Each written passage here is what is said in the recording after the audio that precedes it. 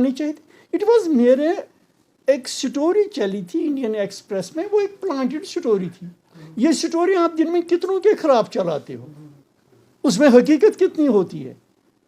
इसी तरह एक चलाया था, इसको भी पूरा यकीन है ये क्या था क्या नहीं था, लेकिन चूंकि अपनी साख और अपनी पार्टी इनकी जो है वो हमेशा गलत बुनियादों पे कायम है. इन्हीं गलत बुनियादों पे आज भी ये अपने कैस्टल्स बनाना चाहते थे, लेकिन इस वक्त लोग बाखबर हैं ये गलत बुनियादों पे किसी को अपना महल तामीर करने नहीं देगी.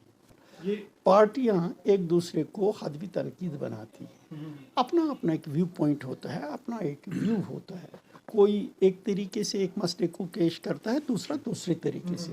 मैं उसमें ये नहीं समझता हूँ गलत है अगर नेशनल कॉन्फ्रेंस अपनी पार्टी की मुखालफत करे, मेरी मुखालफत करे पॉलिसी की बुनियादों पे, वो आता रहता है. हम जिस तरह, मैं अक्सर आप देखोगे मैं नेशनल कॉन्फ्रेंस को पॉलिटिकल फ्रंट पे अपफ्रंट करता हूँ, लेकिन यही बात है चूँकि गुलाम हसन मीर की ये सियासत रही है, वो सियासी इश्यूज़ पे पार्टीज़ की मुखालफत करता है. मैं नेशनल कॉन्फ्रेंस की दिखाता हूँ इन्होंने हर वक्त किस तरीके से जम्मू कश्मीर के लोगों को गलत रास्ते पे लगाया अपनी इक़्तिदार के लिए.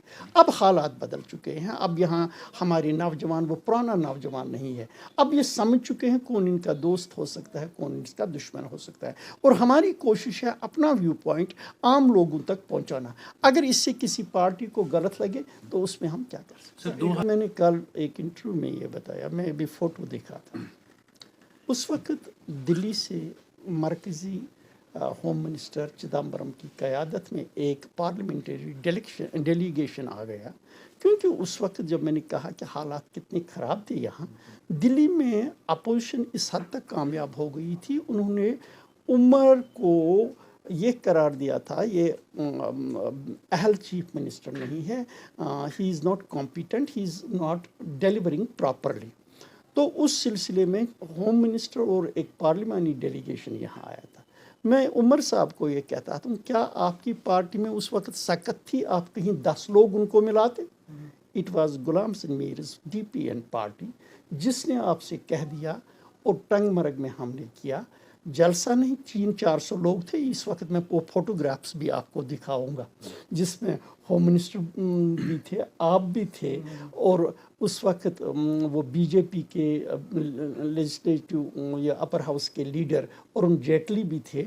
ये सारे लोग थे जिनके साथ बात हुई. वो फोटोग्राफ है कि वो जलसा था या नहीं था, वो बात खुद बताते. It was not politically organised, people को लाया, क्योंकि उसमें मकसद ये था कि जब वहाँ लोगों से बात हुई टंगमरग कॉन्स्टिट्यूंसी में जो लोग वहाँ थे, वहाँ गवर्नेंस डेफिसिट नहीं था बिकॉज ऑफ गुलाम हसन मीर's डिलीवरी.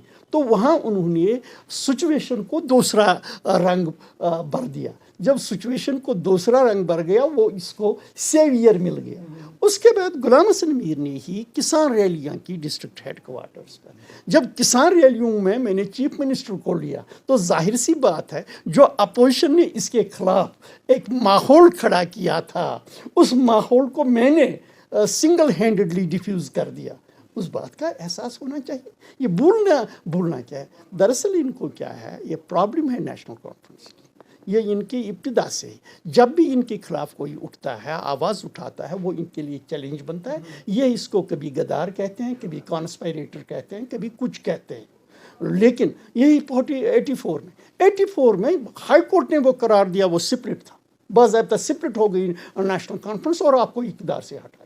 2002 में इलेक्टेड आ गई. ये हर चीज़ में वो साजिश देती. जब ये हुकूमत में हूँ फिर कोई साजिश नहीं, अगर कोई दूसरा हुकूमत में आए वो साजिश बन जाए. कितना इन्होंने लोगों को ये गलत बयानी से काम लेते हैं. Why don't they accept the facts कि ये डिक्टेटरशिप का ज़माना गया है, अब जमहूरियत का ज़माना है, जहाँ के लोग जिसको अपना हाकिम बनाना चाहें बनाएंगे, ये कोई नहीं बना सकता. ये तो अब गया है. आप देख रहे हैं 2002 के बाद कभी ये एब्सोल्यूट मेजॉरिटी नहीं ला रहे. ये क्यों नहीं बोल रहे हैं कि दिन ब दिन ये जवाल पजीर हो रहे हैं. इनको देखना, मैं तो इनकी पार्टी को ही ये मानता हूँ कि it is old age home for retired employees. देख लीजिए, अगर इनमें पॉलिटिशियंस होते, ان کو کیوں باہر سے ریٹائرڈ لوگوں کو لانا تھا؟